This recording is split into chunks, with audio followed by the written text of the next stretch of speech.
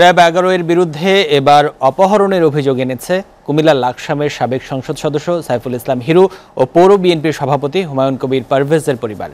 দুই পরিবারের সদস্যদের দাবি 5 মাস আগে র্যাব 11 এর মাইক্রোবাসে করে সাইফুল ইসলাম হিরু এবং হুমায়ুন কবিরকে তুলে নিয়ে গুম করে ফেলা হয়েছে। বিস্তারিত এম বাদশার রিপোর্টে।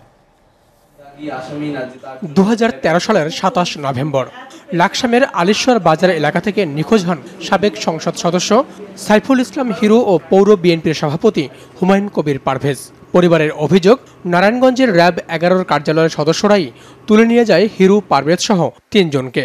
বাবাকে আর আমার ভাইকে যারা যখন ধরে নিয়ে যায় তখন র্যাবের গাড়ি ছিল, এটা সবাই দেখেছে।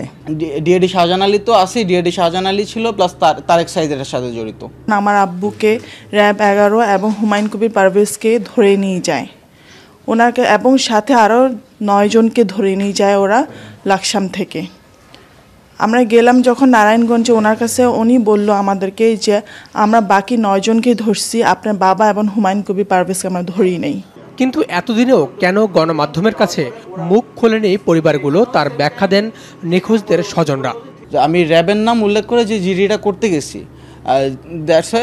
এই কারণেই আপনার ওসি হচ্ছে আমার জিডি নিচ্ছিল না, নিরুপায় হয়ে র্যাবের নাম বাদ দিয়ে সবার নাম বাদ দিয়ে জিডিটা করলো আর কি।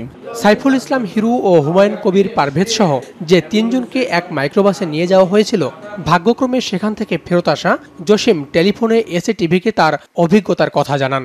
র্যাফের গাড়িতে আমারে হিরু বাইরে র্যাফের গাড়ি নিয়ে গেছে। র্যাফের আমার বলছে র্যাফের মাঝখান হিরু বাইরে বলছে সামনে দিয়ে, এরপরে দিয়ে হুমায়ুন বাইরে লয়ে গেছে। আগে যাদেরকে মেল থেকে ধরে নিছে, হ্যাঁ সেখানে ছিল 11 জন, ওদের সাথে নিছে হুমায়ুন বাইরে। কিছুক্ষণ যাওয়ার পরে দিয়া অত 10-15 মিনিট গাড়ি চলার পরে দিয়ে সামনে যায় এক আমেরিকা জায়গাতে ব্রেক করলো, ওইখানে দাঁড়াবার পরে দিয়া ইন্টারনেট নামায় ফেলছে, আমারও নামায় ফেলছে। এমপি করাক আর না করাক, এমপি নলেজে থাকা ছাড়া আমার মতে এটা পসিবল না। তবে যেভাবেই অপহরণ হোক না কেন, প্রিয় মানুষটির ফিরে আসার অপেক্ষায় এখনো দিন গুনছে পরিবারের স্বজনরা।